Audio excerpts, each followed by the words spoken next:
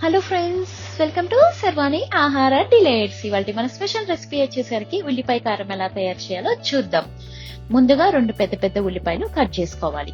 తర్వాత మీకు తగినంత బెల్లం తీసుకోండి. కొంచెం ఒక 10 నుంచి 15 వరకు కొబ్బరి ముక్కలు, పచ్చి కొబ్బరి, కొంచెం చింతపండు తీసుకొని పక్కన పెట్టుకోవాలి. ఇది చాలా ఎమీగా ఉంటదండి. దోశ మీద ఎర్రకారం వేసుకొని తింటే క్రిస్పీతో సూపర్ ఉంటది.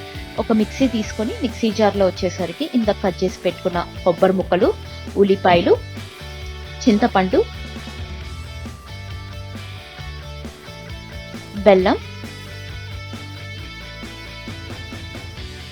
2 టేబుల్ స్పూన్ కారం వేసుకోండి. కారం బదులు మీకు ఆ ప్లేస్ లో ఎండుమిరపకాయలైనా వేసుకోవచ్చు. ఇది మీకు కొబ్బరి చట్నీ లేకపోయినా ఇలా మీరు ఉత్త ఎర్రకారంతో అయినా తినొచ్చు, బాగుంటది. తగినంత ఉప్పు వేసుకోండి.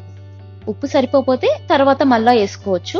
ఒక 2 సార్లు మిక్సీ వేసుకోండి. కొంచెం గట్టిగా ఉంటే వాటర్ పోసుకొని ఇంకొకసారి మిక్సీ వేసేసుకొని గిన్నెలోకి తీసుకుంటే మన ఎర్రకారం రెడీ.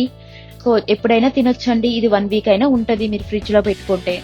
సో దోశ మీద రాగి దోశ కానీ, జొన్న దోశ కానీ, మామూలు దోశ కానీ అలా పొప్పడం అండ్ ఎర్రకారం కాంబినేషన్ తో దోశ పోసుకుంటే చాలా బాగుంటది. అండ్ ఎర్రకారం కొబ్బరి చట్నీ కూడా కాంబినేషన్ చాలా బాగుంటది దోశలో.